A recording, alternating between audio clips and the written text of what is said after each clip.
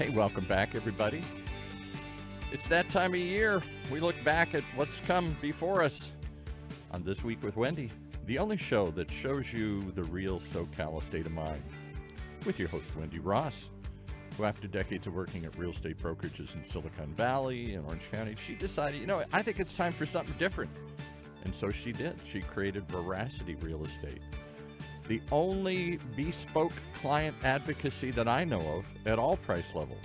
Some you just don't see in high-cost markets like this, where she's not only out to help you and give you advice, she's out armed with some data, like the data nerds that she's brought in around her through the week, and the data experts, like today's guest here. So with all that, let's get down to brass tacks. Hey, Wendy, you ready to dish the data? I'm always ready, you know this. You know what they say, numbers don't lie. Numbers don't lie, so we're just keeping them honest. I don't know. Your first guest, Jonathan Lansner, he thought all numbers were lies. Oh my! The man who writes numbers every week in the register said that numbers are all just. And he references his trusty spreadsheet in every single article he writes, right? And yet he doesn't trust the data. Because the data can be dissected many ways. So it totally can, and it's a matter of context and interpretation. But the fact that he said that on my podcast kind of delights me, because veracity, it means truth. That's my whole, raison d'etre. So he actually came in and said, honestly, the data's kind of bullshit. I'm like, thank you. You know the old saying, figures lie and liars figure. Ouch. Okay. All right. This is the perfect wrap to my ear. It just is. Oh my goodness. So, as you know, and certainly Rick knows, I have a whole new way of looking at the market. I look at it differently, and so do my guests, and that's why Rick's here. Because we know, what the industry knows, and sometimes the industry doesn't want you guys to know. Well, remind us who Rick is if they missed his first appearance. Will you just keep your pants on? Okay. I beg your pardon. Just keep your dang pants on. Okay, all right. Put a pin in that. All right. Put a pin in my pants? That'll hurt. Okay. Yeah, because back to my spiel. Okay, Thank you. I'm sorry. Just, you're referencing Rick. I want to make sure we know who Rick is. Nothing. I'm nothing. shushing you. I said nothing. Okay. All right. So back to what I was saying. We, my friends, my cohorts, we want folks to know what's going on in the industry, because when you know what's going on, your home will then be able to be the best investment possible. You're going to make the best decisions about it, to get it, to when to dispense with it, where to go and get the next one. And that's what brings me to my guest, Rick Sharga. Thank you so much. Now we know who he is. Okay, Rick Sharga. He's Vice President of Realty Track, which is owned by ATTOM Data. Realty Track is like, oh, no. Shaking his head. We actually sold Realty Track back in July. I'm now an EVP with the parent company, ATTOM Data. Go you. Yeah. So Realty Track, still a good website, still publishes foreclosure data, but no longer owned by ATTOM Data Solutions. No, it's a good thing. No, I think it's great. I was just like, oh, that's good. My heart's just like, now you're all data all the time, just like me. I don't have to just talk about foreclosures anymore. It so exciting. made my life, I can smile now. I'm not always talking about people losing their house. Well, in November, when I asked you about that, your response was so funny, but I digress. So, all right. So for those of you who don't know, I don't know how it's possible. Rick Sharga is one of the most famous names in real estate data. I think Realty Track really was what part of elevated your brand in terms of being a market expert. So, but for more than 20 years, you've been seen on NBC, CBS, Fox News, CNN, ABC. I think I saw you on CNN a couple of times. I mean, you were constantly the face of what's happening as the market melted down and corrected and stabilized. And but I'm just delighted to have you back on my show because you're lovely. You know I love talking to you, so I'm happy to be here again. Yeah, for those of you who have never listened to me before, Rick Sharga and I actually are really dear friends. So it's both a work thing and a friend thing here. So it's cool. And Rick was here in November, and we talked about what was happening in the market and the COVID impact and what he anticipated would happen throughout the year. And now we're at the end of the year. So we're going to do a little bit of looking backwards and seeing what happened. I hate being held accountable. This is not fair. I was going to say, do we get a card to judge him on? We go down all his predictions here? Just wait. Yeah, he came here willingly, too. I warned him. But before we get into that, I'm going to do what I always do, since this is This Week with Wendy, and talk about what's happening here in Orange County. So we're almost at the end of the month, and month to date, and mind you, this is, a day old because it's the morning, but we had just under 3,000 active listings, and that was down 13% from the start of December. We have 1,483 open escrows, and that's an 8% drop from the beginning of the month in terms of percentage. So, things cooled down a little bit with the escrows, but it's interesting that we had a little bit more in terms of active listings because I thought that would taper off too, but it didn't. We sold 760 homes, and that's 45% fewer than normal at this time. It's 52% less than last year at this time. So, and weirdly, it's 62% less than November 2020. So clearly the end of 2020 was when the heat really started hitting the market and things went nuts. Median price is at $935,000 for Orange County. And interesting that that's up 0.5% from the beginning of the month. And the sold price to list price ratio is now at 98%, which is also up 0.5% from the beginning of the month. And we're looking at a little bit more strength in terms of sell-through. Homes are selling in about 59 days versus 62 days at the beginning of the month. And I don't necessarily want to lead people to believe that, oh, we've corrected and things are improving. If you look at Orange County's history, if you go to my website and go to my blogs, I've got charts, galore. In December, interestingly, Orange County always has this little bit of a bump. We always have this little bit of a push. And I have to assume that's because a lot of people are settling their escrows for tax purposes during the tax years. They're pushing to get them done. So the fact that we're seeing this, while not necessarily an indication that, the market's heating up, it does tell me the market is normalizing, and that gives me great joy. Or some joy. Anyway, that's the market update. So now on to Rick. So like we said, he's the EVP of ATTOM Data, which is very exciting. And they provide data for the industry, of course, for companies in real estate, mortgage, insurance, finance, and government markets. And prior to this, as we know, he was with RealtyTrack, which was the largest data aggregator for foreclosure data and became just the face of distress. So thankfully, he's moved on. Oh, my goodness. So welcome, Rick. Why, thank you, Wendy. And I think you know what's going to happen, right? You're gonna grill me based on what I thought was going to happen and see how close we got. Well, we're going to give you a little bit of an out here. Like nobody has a crystal ball. Right. I don't have one. You don't have one. But you are the next best thing I have. So I'm going to use you. And you made some bold predictions, and you, I think, calmed some people down in November, and you gave us a lot of new and interesting things to consider. And I want to examine some of those predictions and insights, but I also want to call your mind to a couple of kind of interesting statements that you made that stuck in my mind. And first up, you had said that I stood apart from many of my industry peers. I'm sorry. First off, you had said that you weren't even a little surprised the real estate market was as strong as it was at the beginning of 2022. And, why was that? And when you look back, do you have any amendment to that opinion about how strong it started in spite of COVID? No, actually, COVID became an accelerator for the real estate market. Yeah. And partly because of social changes, we had people looking to move into areas with more space between homes, to move into bigger homes, because now they could work from home. So they were looking for a home with an office. They were looking for a home they could do homeschooling in if they needed to, or just more space, and then more space between homes. So you had a lot of flight out of major metro areas into suburban areas and even into the exurbs, nearly rural areas. So that was part of it. The other part is the Federal Reserve sort of overreacted to the potential economic crisis that COVID might cause.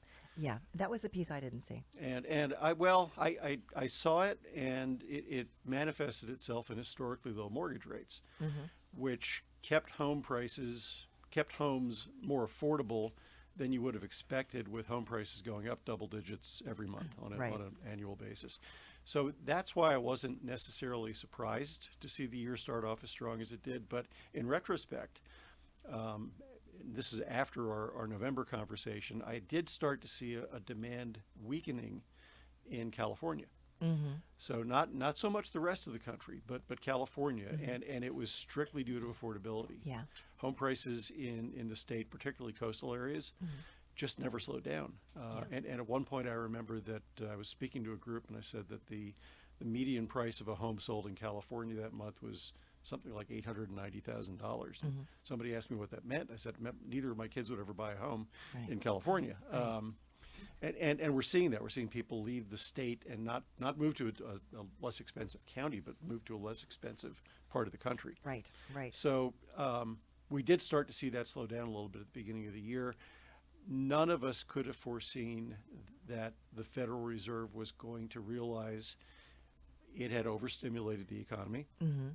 It had mistakenly believed that inflation was transitory, and also made a big mistake. And they've admitted this. So I'm not throwing shade at them. This is what they've said. They didn't realize inflation was going to be as big or as sticky a problem as it was.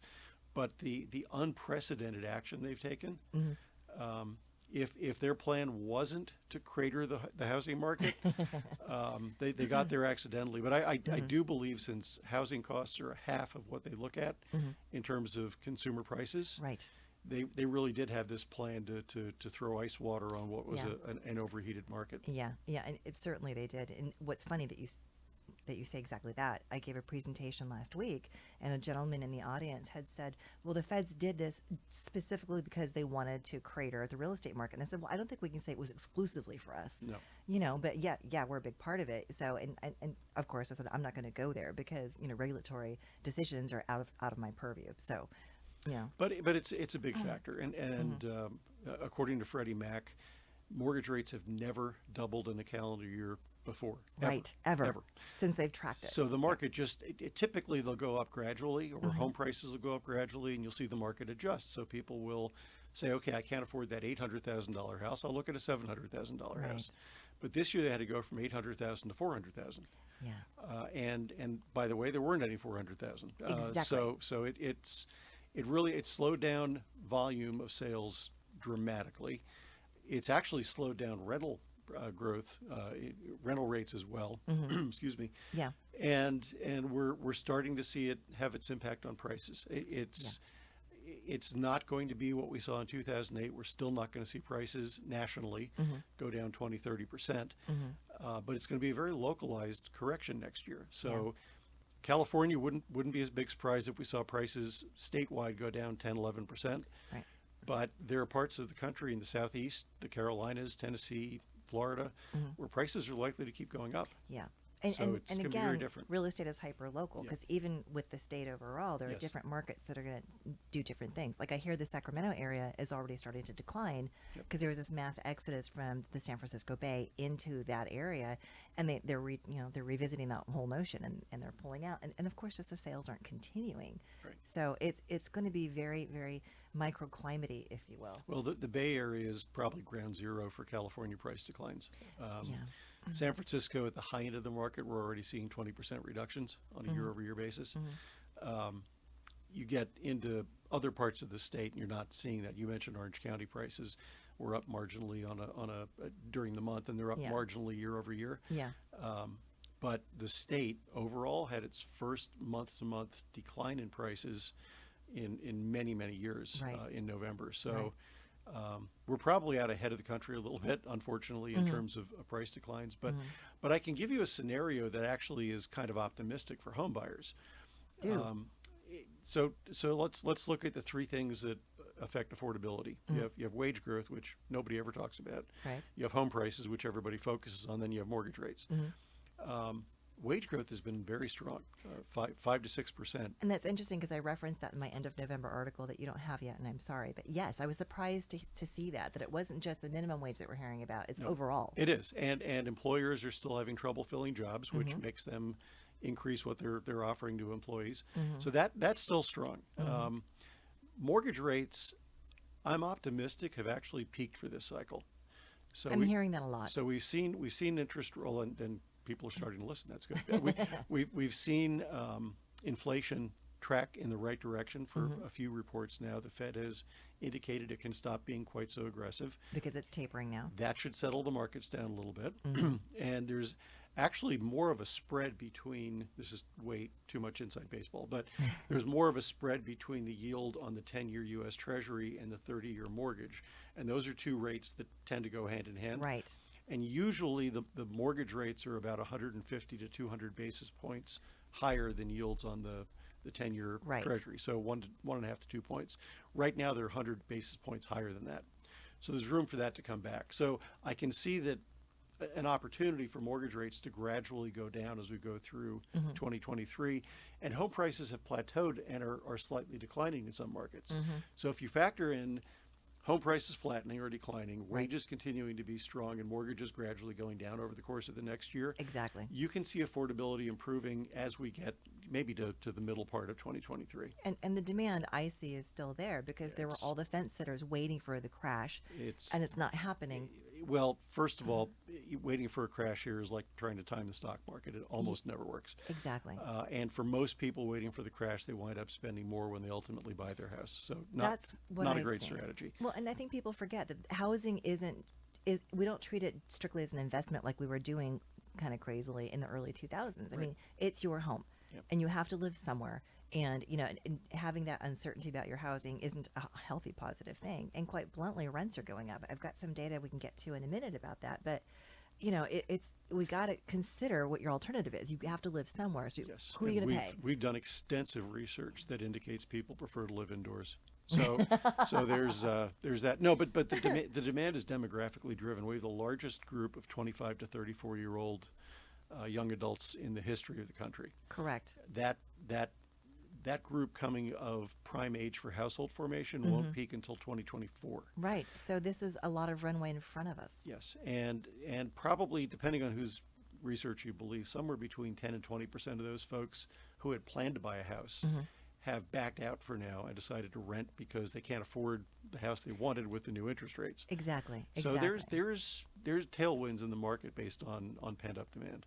Exactly. And it's funny because this leads into the other one of your quotes I want to throw at you today that you had said last time, because I was talking about how the record number of rentals that were $10,000 a month or more, and you said only real estate brokers and drug dealers can afford that, which I thought was hilarious. But so what are you seeing there, since your Adam is doing some data aggregation about rentals too? What's up with that? Well, now it's down to just drug dealers being able to afford it, because realtors That's right. realtors aren't selling as many properties as they did a year ago. Oh my God. No, it depends on the tier and the market. So this another one of those hyper localized things. Hyper-local. Yeah. We are seeing that if you're looking at a single family rental property, a house basically, those prices have held up pretty well. Yeah. We're starting to see some weakness at the high end of the multifamily market. Yeah. Yeah. There's just not as much demand. And just a little bit, because It's not huge. and you speak statewide and globally, which Yep. is good perspective for me. And you know me, I just focus on Orange County, and so I chose to look at this data last night just to kind of see where we were for this conversation.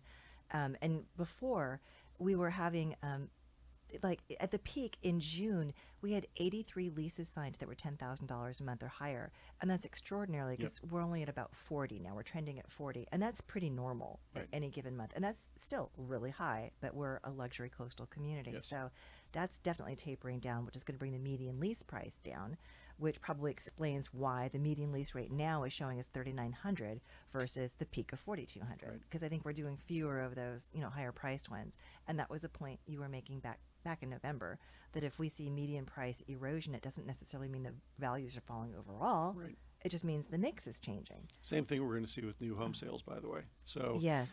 new homes, the new home market is a lot more sensitive to interest rate volatility Right. than the existing home market. If you're an existing homeowner sitting on a 2.5% mortgage, and you don't have to sell your house into a declining market and then take on a 6.5% mortgage, Right. you're not going to bother. You're going to sit there. If you're Toll Brothers or Pulte or some other home Right. builder, you have 5 properties in a development that haven't sold yet. Yeah, and you took 5 to 6 years to get to this point in time. You have to sell them. You have to pay off your loans. So you're going to do price concessions. You're going to do interest rate buy downs. You're going to do improvements to the property. Whatever you need to do to move those properties. They're getting really creative. I'm starting to get emails now from builders who before weren't paying realtors anything Right. because they didn't have to, and now they're saying, we'll give you a $10,000 bonus. Come sell this property for us. Yeah, and what people need to keep in mind is they will change the product mix for 2023. So you're not going to be getting $1 million house for $750,000. You're going to be getting a different house that's actually worth $750,000 in Orange County. Yeah. If you're in other parts of the country, the prices will vary pretty dramatically. But they're not going to continue to build really high-priced homes and then discount them dramatically. They're going to build slightly less expensive homes. Well, that in itself is kind of encouraging because we've been missing the middle market. Yeah. Well, and of course, affordable housing is just a joke in Orange County, so I'm not even going to go there. But something else, too, just before we leave this topic is I took a look at how much the median lease price has increased in Orange County going back to January 2013, which is about when the recovery was starting, right? Okay. And then I compared that to the median sales price of homes for the same time period. And granted, we've got the super luxury sales and super luxury leases that skew the data a bit. Nevertheless, leases increased 61.5% in that time period, but home prices only increased 48% in that time period. So all these people who think, I'm going to wait on the sidelines and save my pennies and wait to buy a house, it was harder and harder and harder to save your pennies because you weren't controlling your housing expense. Now, and here's another way of looking at it. You can lease something today, and odds are very good that your monthly payment's going to go up next year, Right. and the year after that, and the year after that. You can buy a property today at that 6.5% mortgage rate, and it's very likely in about 12 to 15 months, you'll be able to refinance that loan at a rate in the 5s. And reduce your housing And payment. reduce your housing payment. You just don't get that opportunity with rentals. So I still believe if you look at things from a longer term perspective, Precisely. for the overwhelming majority of families out there, it's still a much better decision to own a home than to rent something. It is. It is. And thank you for saying that because I say it and they're like, well, of course you're going to say that. Well, I Well, have told and clients, your guest Jonathan Lanzer a couple shows ago believes this is all a conspiracy to force people to buy, and it's a realtor cabal from South America somewhere. But he's hilarious, isn't he? I love John, and we go back and forth, email and text quite a bit. Oh, we should do a podcast or a Oh, panel it'd be fun. with all of us. It would be fun, but he. No, it's we're not pushing people to own homes Correct. to benefit the realtor community. Correct. It is just, look, owning real estate across the country has been the best source of not just household financial wealth, but intergenerational wealth. Yes. And to your point, it's not because we're looking at homes as an investment. It's because there's a set cost you're going to pay for housing anyway. And owning a home basically forces you to save, plus the equity you build on top. Right. Right. And there's now far more nominal tax savings. Yeah. And these are all things that I care about my clients. I care about my friends. I care about my family. I tell them the truth. And there have been occasions when I've said to people, I wouldn't buy right now. Right. And this is not one of those times, though. This is one of those times where, okay, yeah, if you buy a house today, it may be worth 3% less, by June. I don't know. However, all the gains and the long-term opportunity, to your point, so grossly offset that. It is such an easy price to pay. I need a life or better hobbies, but one day I actually researched home price trends nationwide over the last 100 years. I love you. And I need to see that data. and I found that once in the last 100 years, home prices took a big dip, about 20%, and stuck there for a number of years. And that was during the Great Recession. It's never happened other than that. Neither before nor since. No, and you do see prices go down some years, but then they go up in subsequent years. So Right. so if you're looking at it from a longer term perspective than next Tuesday, you're now there are people that bought at the peak of this cycle, and they bought with low interest rate or low down payment loans, FHA loans, VA loans. I'm a little concerned about them if they happen to be in a market that dips. You had shared that, right? Because if you are underwater on your loan and you run into financial difficulty, it's harder to get out of that situation than if you have some positive equity. You're in a rock and a hard place. But it's a tiny percentage of the overall homeowner population, and really shouldn't have a material impact on the overall market. That's good to hear. All right, so indulge me. I want to do kind of a rapid fire because I've got a lot of bullet points of things we talked about in November. Okay. So really quickly, if we could run through, and I'll ask you, if anything has changed or if you want to, Okay. modify your predictions. So first, you said mortgage interest rates would tick up. Yeah, They if, did. if only tick up was probably the understatement of the decade. Okay, you said appreciation would slow down, although demand would remain the same. And demand would have remained the same except that interest rates doubled. But And that's fair. yeah, That's yeah. fair. And I don't think anybody saw that one coming. Nope. You predicted more lower priced homes would enter the market due to move up buyers, and this would cause the median price to tick downward versus losing values. And that was happening in the first part of the year, but again, the Fed got involved, and everybody's staying put right now. People, I think they didn't understand that radical increase in interest rates quelled sellers too. 70% of current homeowners have an interest rate on their mortgage of 4% or lower. Yeah. They're not moving anytime soon. No. Okay, you had said luxury and super luxury home prices will fall. Entry and mid-priced homes will not fall. And again, that's speaking to the demand of the mix. And that nationally has been largely true. Cool. All right. New construction would not contribute to inventory because it's too cost prohibitive. It wouldn't contribute to entry-level inventory because it was too cost prohibitive. And that's been true. And the builders actually were running at very healthy levels of housing starts up until interest rates jumped, and now we've had 4 consecutive months of double-digit declines on a year-over-year basis. The good news is the builders got the memo this time. If you go back to 05, 06, they kept building even though people stopped buying. So we had a 13-month supply of homes, which is way too much. So that's not going to happen. No oversupply, despite what you're reading on YouTube or hearing on YouTube. The bad news is that means we're not going to get to address the shortage of homes we have until that corrects itself. Right. So that's going to be a slower ship. SB 9 and 10 should increase rental unit production. Should have. But that one I missed on. It's taken the market longer to absorb this than I would have expected. It's the NIMBYs. It is. When the state has to sue municipalities to enforce the law, it's the NIMBYs. So it should have, and it would have been great. You anticipated that manufactured or prefab and tiny homes will become more prevalent.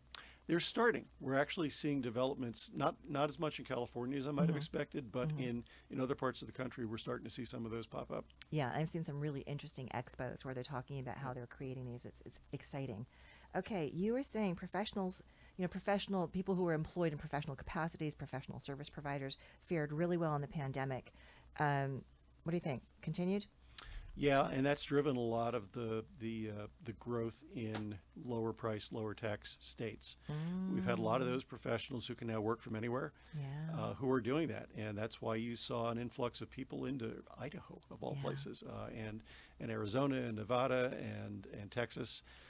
So yeah, that they fared very well. It really was kind of a bifurcated recovery where the service folks had a harder time than the professional managerial folks.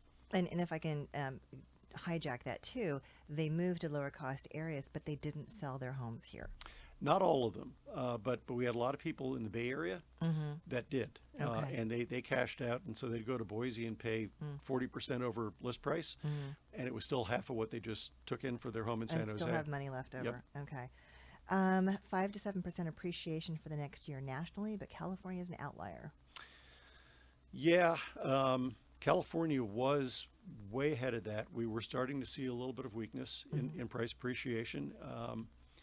And again, it's kind of hard to separate what we expected from what happened after mortgage rates doubled. Yeah, that really was the game changer. Interestingly, I think we'll still end the year nationally with a price increase or home price appreciation of over 8%. Okay. Even with the declines for the second half of the year.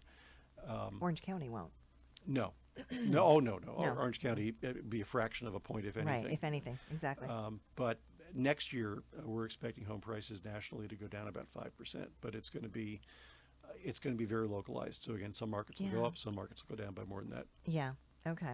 And you had said foreclosures weren't happening and won't because of government moratoriums, forbearance programs. And at the beginning of the year already, 85% of those in default had already cured the situation. So any change on that? No, in fact, I was a lone voice crying in the wilderness because everybody was expecting this foreclosure tsunami. And why would they listen to you? What do you know about foreclosures? Nothing. I've never been involved in foreclosures. Foreclosure activity right now is running at about 60% of where it was in 2019. And 2019 was actually a low year for foreclosures. What's really interesting, though, is that 93% of borrowers in foreclosure have positive equity in their homes. Yeah.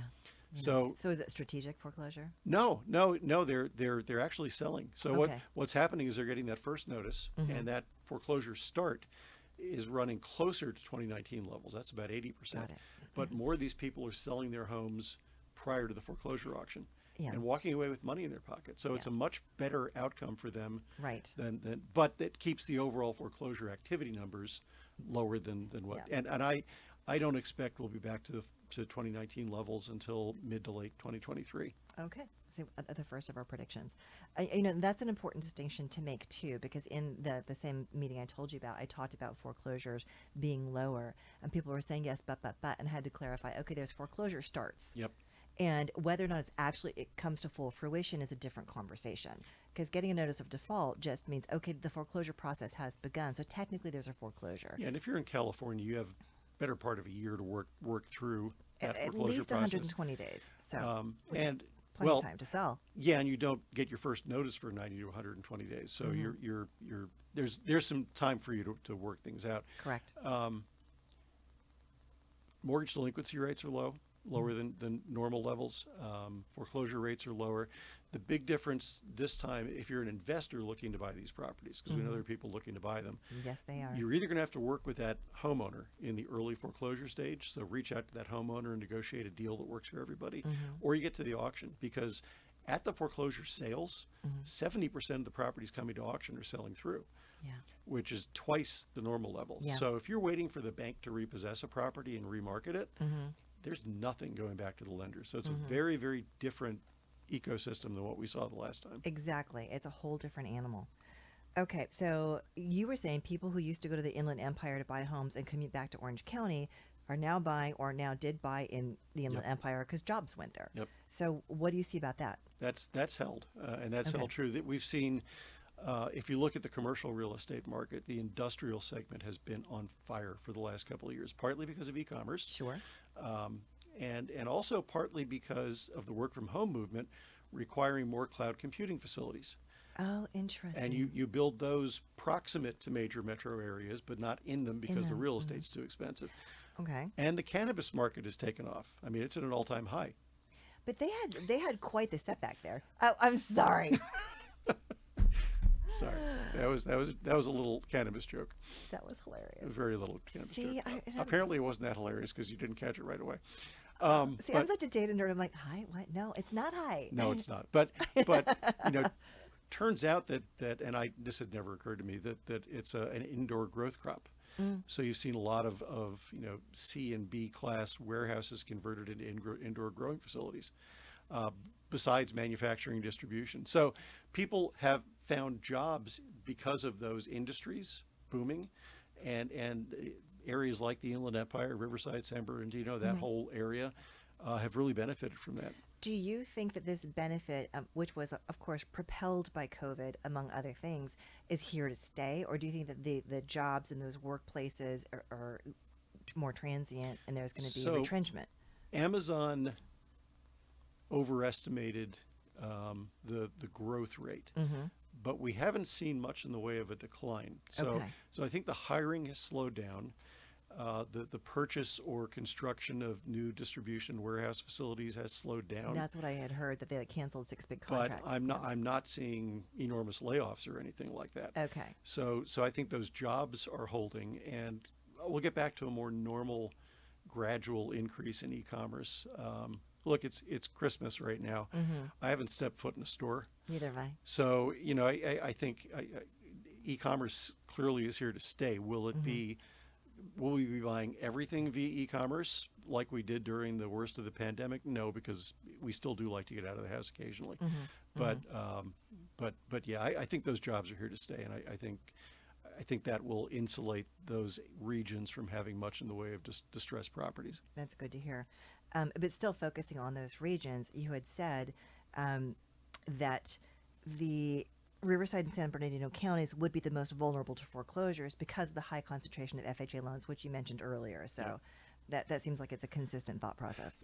Vulnerable, but not necessarily areas that are going to suffer. So if there is an economic downturn and there is job loss associated with that, those borrowers, if they lose their jobs, are going to have the hardest time avoiding a foreclosure because, and this, I'm not profiling anybody, but if you look at the typical FHA borrower, they have less equity because they had lower down payment on the property. Right. They have lower cash reserves. They have a higher debt to income ratio. They're spending a higher percentage of their take home pay on necessities, which is difficult in a high inflation environment. We're seeing credit card usage go up nationally. We're seeing savings rates go down nationally. So those could be red flags. I wonder if households are having to tap their credit to pay for necessities, if they're having to stop saving money or withdraw savings to make ends meet. Neither of those movies has a happy ending if it keeps going that way. Right. But again, we see inflation starting to come down. We see wages still being fairly strong. So, knock on wood and keep your fingers crossed that we avoid a deep and severe recession. I am of the school that believes we're almost inevitably going to see a recession next year. There's your second prediction. But I am hopeful that it will be a relatively mild, relatively short one, because all of the other aspects of the economy, other than what the Fed's doing, are actually really strong right now. So it looks like I need to have you back in 3 to 4 months so we can see how it's going. Okay, so 2 more real quick things. iBuyers are not gone from the market. Zillow just got it wrong. And iBuyers are going to come back, but it's going to be on more regional levels where they have a more nuanced understanding of the marketplace. So the second part, I believe, is absolutely true. And I was recently at a single-family rental conference where I met no fewer than 5 regional iBuyers. And I believe that's what's happening. They have a much better handle on the local markets. I was chuckling when you mentioned that Zillow got it wrong, because at that point in time, Opendoor, who's one of their competitors, was kind of pointing at Zillow saying, see, their model was flawed. And then they announced $1 billion loss recently. As well, So yeah. it's a tough market. It's a tough business. The margins are paper thin. And if you get anything wrong or the market shifts on you unexpectedly, if you're doing it at scale, you can lose a lot of money. Just re-emphasizing the point we keep making, real estate is hyper-local. Yeah, it really is. And it's hard to put it in that big a bucket because you can't pay attention to all the small market nuances. Okay, so you said structural change moving forward. Companies have figured out how to perform with fewer employees. Same thought process? What do you think? I don't know what we were talking about there. If we were talking about employment in general, I think that is absolutely the case. Yeah. And I think the pandemic also changed the nature of that employee-employer relationship in terms of, look, I've worked for a couple bosses who really believed if you weren't in the office, you weren't working. Correct. One of them, who was the most strident of people with opinions along those lines, basically has everybody working from home now. Isn't that funny? It really is. Yeah. And that poses a different set of problems. You go to San Francisco, 40% of the office buildings in the central business district are vacant. Right. And that not only stresses out those building owners, but it's the small companies around there. The janitors and all of that. Well, even the local shops that Right. That would have sold lunches and whatnot. And so it really, I mean, San Francisco's going to be a case study to see how they survive that. And for a long time, the city sort of kind of wore it on its sleeve that it was business unfriendly and proud of it. Businesses have now had a chance to vote with their wallets and have voted pretty overwhelmingly that, we don't need you, you need us. Right. So it'll be interesting to see how that all plays out. Gosh, no kidding. All right, so last thing. We don't have that problem in Orange County, by the way. No, We really don't. we're just a giant bedroom community for one. And we've always been mostly, med tech, professional services, and hospitality. Yep. And thank goodness hospitality is coming back. So you had said California home ownership rates will continue to be among the lowest in the U.S. Yep, absolutely going to continue to be the case. Look, most major metropolitan areas have lower than average home ownership rates. Because of costs. Because of costs. And so you have more renters and fewer homeowners. A huge majority of a huge percentage of the California population is located in major metropolitan areas. Yeah. And even if you're in outlying areas around the metros, the price points are just so high that in a lot of cases people simply can't afford to make the payment, so they don't qualify for a loan. So, I don't see, California and New York, same situation. They're too expensive to be high home ownership rate states. Yeah. And I have long said that Orange County is becoming New York City. It just is, in terms of the lack of affordability and the haves and the have-nots. And we're not going to have any middle class left. No, they're all leaving the state. Yeah. Okay, well, let's take a break and ask Paul, if you would, please, to say a little something about our sponsors. Let's do that right now, because once again, you've proven how you surround yourself with some really impressive strategic partners, people who, pretty smart people, to share that with us each and every week here. One of those, past guest, current sponsor, Ford & DiIulio, Orange County-based boutique litigation firm with experienced attorneys from the big law firms. Partners who created the company did so in the concept of aligned interests, where their success is related to your success, not just how long they drag the litigation out or how much they drive up the billing here.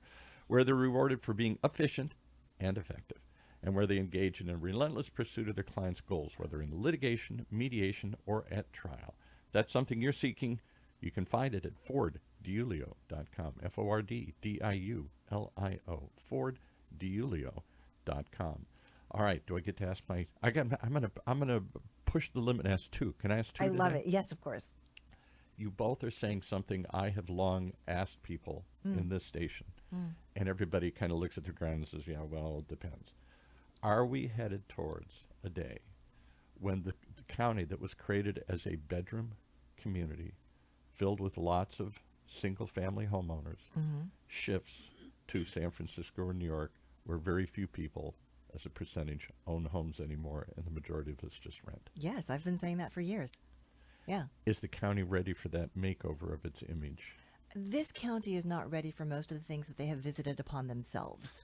So the psychoses is not my problem. That's a whole different radio show. Because we don't see ourselves as Manhattan. We don't see ourselves as high rises. We don't see ourselves as a commuter community here. I mean, a community where nobody owns a house, nobody owns a car, everybody walks, everybody. No, we're not going to be there in any of our lifetimes or our kids or grandkids' lifetimes. The New York City, I really believe, was a sociological experiment gone wrong. And it was let's see how many people we can fit into a very small space before they all go insane. And that probably happened sometime in the 60s, but everybody was too wiped out on LSD to notice. Oh, wow. Did we just get Jonathan Lansner back in here? Rick's way more fun. Orange County has rules in place and will continue to have rules in place that limit building. Correct. The density won't be the issue. The cost will. Yeah. So do I think the people in charge care if the image goes from single family homes for communities to we're a really expensive place to live, but you'll like it if you can afford it? I don't. And I think the county probably is ready from a financial standpoint.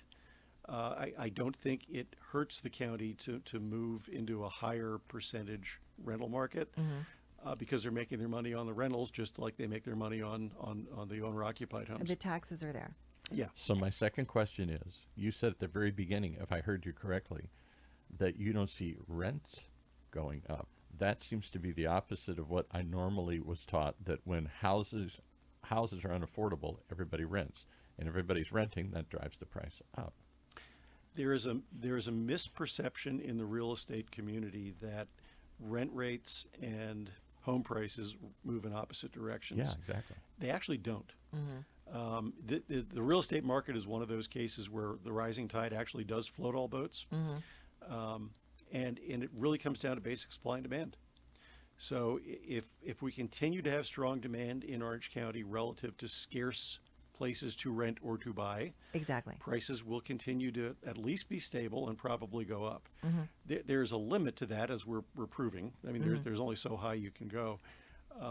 But no, I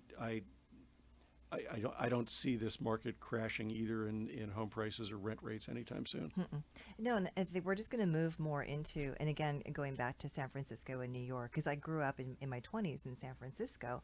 And I remember that there was no stigma of living in a 300 square foot studio if you were a professional person. That's just what you did, and everyone understood it was cost prohibitive. And in Orange County, that's not been the case. It has been, I've got this 2-bedroom, sexy apartment with stuff, and whatnot. But I think they're just the younger people who don't have the money, they're just going to start living more modestly, and it's not going to be anything to be ashamed of. That's going to be more of the social adjustment. I think you're right. I think the other thing that we're already seeing and will continue to see is the high prices will work their way into previously more affordable parts of Orange County. Agreed. So you're going to see, areas in Santa Ana and Garden Grove and Fullerton, places like that traditionally have been a little bit more affordable are going to become less so as we move forward, because they're, again, limited amount of space. God's not making any more land. And so we'll see those markets get a little bit more expensive. Yeah. I grew up in Northern California in the San Francisco Bay Area, the South Bay Area, and there are many communities in between Silicon Valley, where I grew up, and San Francisco, the city. It's a very long peninsula, and many of those communities have the same political infrastructure and developmental limitations that Orange County has. Cities like Los Altos Hills, Mountain View even, certainly Atherton, Palo Alto, they're not allowing density there. They're not allowing these, giant apartment buildings just like Orange County. And what has happened there is they have just become incredibly expensive bedroom communities. That's what Orange County is going to look like. We're going to look like Atherton. Yep. My little house in Santa Ana, thank you very much, is going to be a $2 million house not terribly long from now. I know. It's every time I get a valuation estimate on my house, my eyes bug out. It's just It's nutty. it shouldn't be worth that much. Yeah. Last quick don't tell question. anybody. Aging of the county, nobody talks about. Some of these things, I've seen stats for like Newport Beach, 25, 30% are over 65 or projected to be over 65. And these people are now going to live to be 95, so they're not going to Right. leave those houses for years to come, me Right. included. Yeah. I can't speak to the percentages because I haven't looked at them, but the truth They're is significant, I know that. that yeah. the boomers have aged in place at a much higher rate than prior generations. So we haven't seen their inventory, their homes, come to the market in the numbers that we would have expected. And so that's been one of the gating factors in terms of getting inventory available for sale. I was at a conference recently where somebody made a point. He said, well, boomers want to age in place. They're spending a lot of their equity to modify houses so they're more livable. At some point, they will leave the house either vertically or horizontally. So Oh, Lord. But even so, will they sell it? Sometimes yes, sometimes no. It remains to be seen. True. It's interesting though with the tax code change, and I forget which one it was, but where the aging boomers, if they want to leave their home to their heirs, it has to be the giver's primary residence, and the recipient also has to make it their primary Right. residence. And if someone's in their 90s, and let's say they're 95 and they shuffle off this mortal coil, well, their kids are likely to be in their 60s. What are the odds they really want to live in dad's house? So that's going to be interesting to see how that Yeah. plays out. Yep. And my heart doesn't bleed for somebody who actually has to pay, just a step up in property tax basis. I'm like, I'm sorry, you're inheriting $10 million worth of property, and you're crying because you have to pay the same property tax as everybody else did who didn't inherit it. No. Go away, just go away. All right. So, what are you? I'm hoping you guys don't go away. Can we do another hour? This is fascinating. You want us to? No, let's. I think you could. We That's got. some fascinating Oh, Rick stuff. and I could talk all day. So you've given us a couple of pearls. What other salient points do you think we should keep in mind for 2023 in terms of the Orange County market?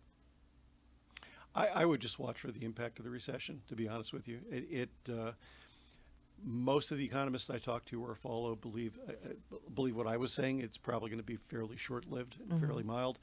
But that will have an impact on unemployment rates. And typically you can draw a straight line from unemployment to mortgage delinquency and from mortgage delinquency to foreclosure. So we could see a little bit of an uptick there. But I think 2023, this is going to be really boring, but it's going to be pretty much what we've seen for the second half of 2022. It'll probably start to feel a little better toward the end of the year, from the midpoint on. If I guessed right about mortgage rates coming down and home prices flattening. But it's no big foreclosure wave, no big housing price crash. I know John Lansner likes to talk about the housing market, have in free fall because we're seeing volume of sales down. Right. But right. I would expect next year, home prices in Orange County to be either flat or marginally lower than they are this year from median price. And I would expect sales volume to be, again, pretty much what we've been looking at for the second half of this year. Well, and to that point, I haven't studied December yet because we're not done. But for November, I thought it was noteworthy that the active listing inventory was 40% below pre-pandemic norms. Right. Yet sales were only down 30% from pre-pandemic norms. Yeah, but that's not. I mean, we've been seeing that since the pandemic. We've been seeing very low inventory Right. and very high sell-through. But this speaks to some stability now. Yes, and one of the things you have to keep in mind about, we've seen inventory numbers actually increase a couple times, but that's not because we're getting new listings. New Yes. listings are actually down. It's accumulated inventory. Right, so Yeah, it's things stacking up. aren't selling in 14 days anymore. Well, in my end of November market report that you all can get if you go to realveracity.com and just hit blogs, I was really surprised because I wanted to compare Orange County to Los Angeles and Riverside counties to see what our inventory levels looked like. And commensurately, LA and Riverside County are accruing more standing inventory by a lot over Orange County. Yep. So that was interesting. Yeah, look, Orange County, it goes back to supply and demand again. Mm-hmm. People do want to live in Orange County. Mm-hmm. There's not a lot to buy. Right. So if you want to live here, you got to buy what's available. And there's probably still a little bit more competition for homes in most of Orange County than there are in places like LA and Riverside. It's interesting. So it makes it just a particularly difficult place to be me. Yes. Because there's just too many people who want less, what's not available here. So, but we'll struggle through it until 2023. But until then, let me ask you just a few of my favorite Proust-esque questions. I know where you live, but tell our listeners where you live and why you like living there. I live in Trabuco Canyon, California, an unincorporated part of Orange County. Why do I like living there? Oh, it's fun to see real life versions of Wile E. Coyote and the Roadrunner in my backyard from time to time. I've got a raccoon in my backyard right now. I have a gopher wreaking havoc in my backyard right now. I'm not happy with him at the moment. Caddyshack. Yes. Let's go play in your backyard. No, let's not.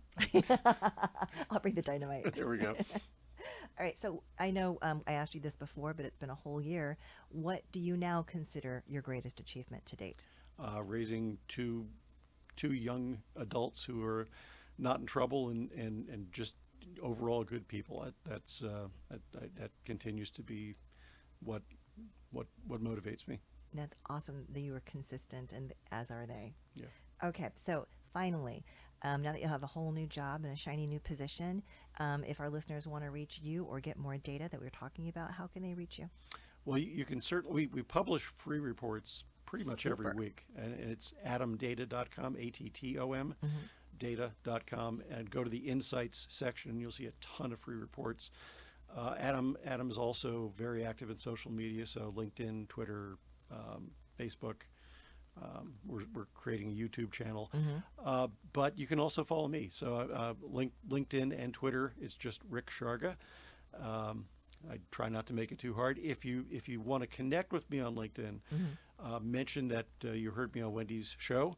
So I know you're not some bot from China that's trying to infiltrate my LinkedIn account. If you don't know how to say This Week with Wendy, you're probably not going to get in. That's exactly right. Awesome. Thank you. All right.